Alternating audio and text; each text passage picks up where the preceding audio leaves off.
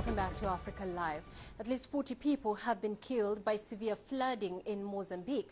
Authorities have had to evacuate 75,000 people from towns and villages in the southwest of the country. The surge began upstream in South Africa, where it has caused extensive damage to farmland.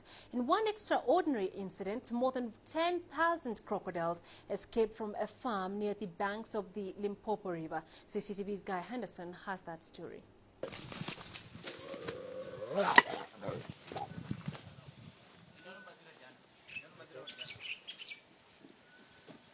I was like, go boy. Needless to say, don't try this at home. This is one of the smaller crocodiles. Farmers have literally been wrestling with 4.5-metre animals at times. It's dangerous, but their livelihoods depend on it.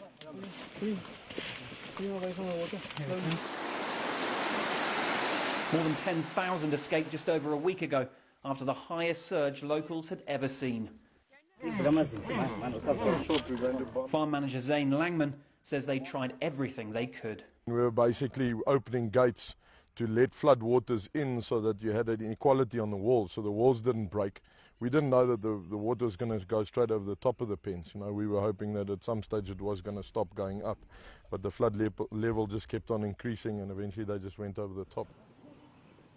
The surrounding area is now infested with crocodiles that aren't afraid of humans.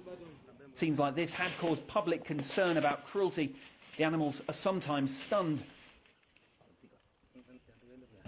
They're then being tied up and piled into trucks. But the NSPCA are here to assist. And with so many to rescue, they say, there's no other choice. In my opinion, it would be depending on the size that would determine the method you would use. But for smaller crocs, definitely the most humane method would be physical restraint.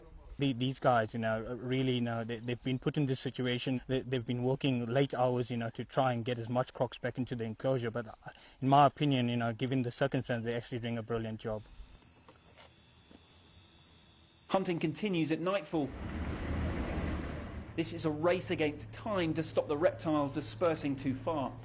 And it's easier to hunt, we're told. Eyes show up in the torchlight. Now, the farm have been searching for these crocodiles for nearly a week now, and it's 24 hours a day, day and night. They have captured several thousand, but there are several thousand more that they may never find.